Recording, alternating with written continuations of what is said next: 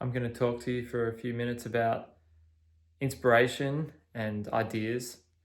I'll talk about three main things and then just touch on one bonus thing, which is actually probably the biggest tool in all of my creative sort of workflow through art and writing and music and pretty much just everything that I do.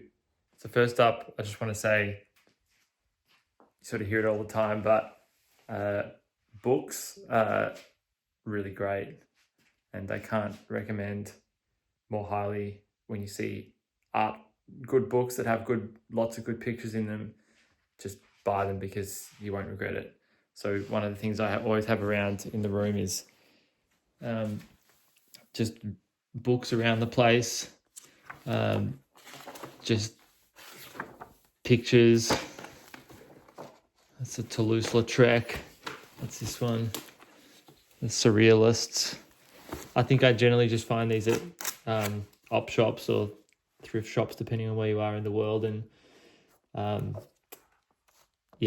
just have them in the studio lying around because you want to have lots of different things there, just kind of throwing themselves at you all the time.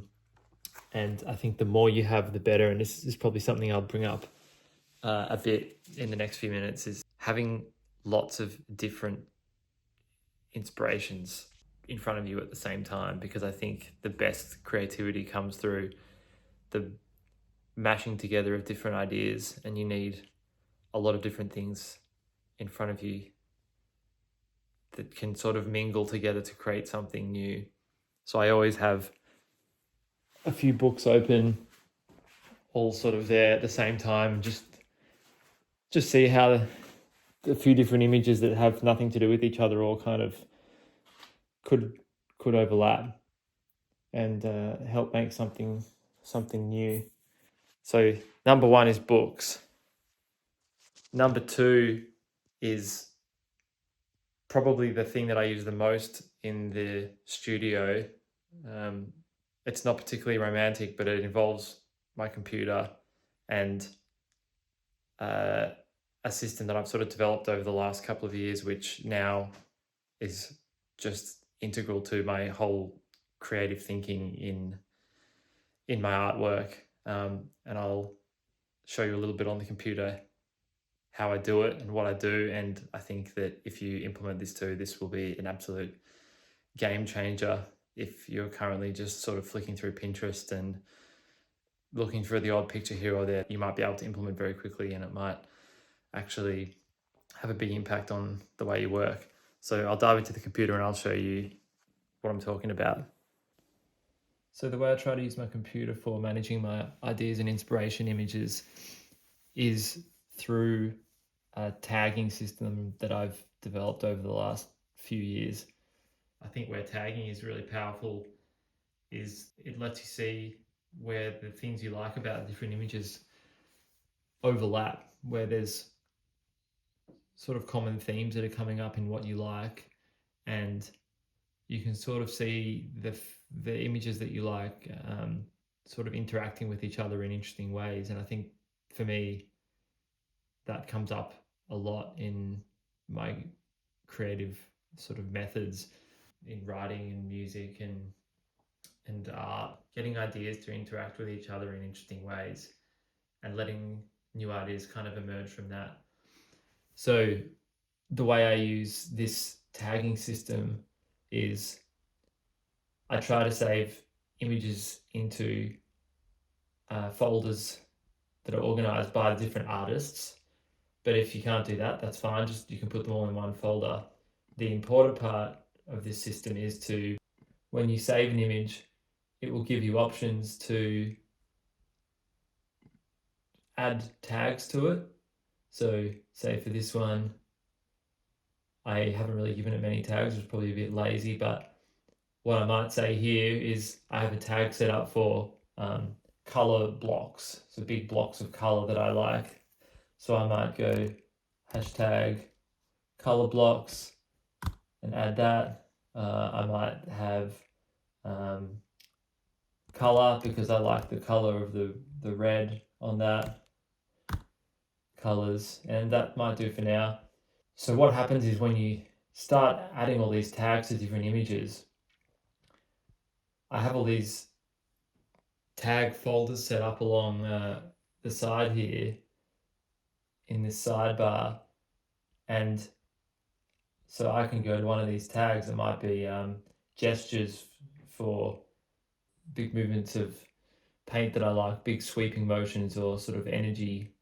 And within this is all the images that I've tagged gestures, and I love how you can see all of these in one place and what it is about the idea of gestures that actually appeals to me. One that I use quite often is expression, which is things that have a lot of movement or a lot of personality and I guess expression to start. And I just really like the way these all interact with each other. I also do it for photography. So at some point, I probably thought this image had some sort of expression in it. So that sort of appears. And even just looking at this, the way this appears next to this shield image is quite interesting. So seeing the way they all play off each other is really exciting to me, and probably where I get most of my ideas from, the way that all these interact with each other. So set up a folder, dump some pictures in there and tag them, and see what kind of interesting conclusions you can draw from the way these images all play with each other in these new folders. The third technique that I wanted to talk about, which I've already mentioned before with the books, is, and again, just the same idea in a different way, is what I do when I'm actually working on one artwork is I'll open up a few images all at the same time. Say I like, this one and this one and this one, and I'll get as many images up on my screen as I can at the one time that seem like they're exploring an idea or they've got something in common or something that I feel like doing in that particular artwork, and I'll just lay them out across the screen like this. And maybe sometimes it's 4 of them, sometimes it's 10 of them. I'll just lay them out and often just screen grab that. I think on an Apple computer, it's Command Shift 3 or Command Shift 4 to select a portion of the screen. And I just save that screen grab into a folder so that I can refer back to it if I need to. Yeah, I use this for most of the artworks I do, as well as having books open. I'll get a bunch of images out of my tag folders and just lay them out on the screen and just have them up there and just keep referring back to them and seeing how this image of, say, lines and scribbles could have something to do with this image of little blotches of color, and this one that has also little blotches of color, and maybe see how they all could play off each other to make something new. So again, not very exciting, but I use this technique almost every single time I create a new artwork because I just find it really fun and exciting and inspiring, and just really gives you something to work from and in order to create something new. So I highly recommend doing this if you're feeling uninspired and you're not really sure where to get your inspiration from. Get a bunch of pictures up on the screen at the same time and try and create something that incorporates the ideas from all of those images at the same time. So those are the 3 main ideas I wanted to talk about, which were books, tagging images on the computer, and laying out multiple images at the same time and merging them together in order to try and create something new from all of them. There's one more thing I wanted to talk about, which is a computer program which literally changed my life a few years ago when I started using it for the first time. And it's not super easy to dive into, so I don't recommend it for someone who doesn't want to invest a little bit of time into getting to know how to use it. But if you write or think or create anything that isn't based around images. I think this is a incredibly powerful tool, and I couldn't recommend it more highly enough for at least the way I work, and that is Notion. So Notion is essentially a note-taking program, but it allows you to take notes within notes within notes and link notes to other notes and have databases of notes that can have information applied to them, similar to the tagging of the images that I just showed you before. And where this is super powerful in the way I work is I take down all of my ideas, which is sometimes 10, 20 ideas every single day that I just, might be a thought that I have, or it might be a short poem, or it might be a quote from something that I hear. And I dump all of these into this Notion template that I've created.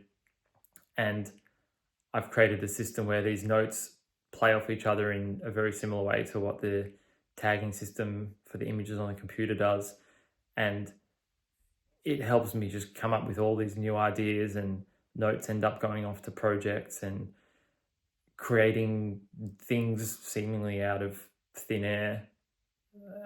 And this has just been incredibly powerful for me in writing the few novels that I have on the go, and hundreds and hundreds of poems and songs and other ideas and all kinds of philosophical things that I like to think about, which I won't go into. But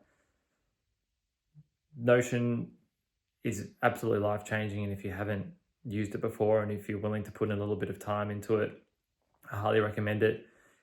If not, go and use the Notes app on your phone. I recommend putting ideas to that and putting them into folders, maybe playing with some of the tagging features in that if you have Apple Notes. That is also incredibly powerful and can do some great things. Give that a go. But for those of you who write and who would be willing to invest a little bit of time into learning a new program, I've tried a few similar programs, and Notion just blows all the others out of the water. So for all the creatives out there, give Notion a go. I won't go into any detail on that now, but I just had to mention it because of all the things that I use for my creative workflow and inspiration and ideas.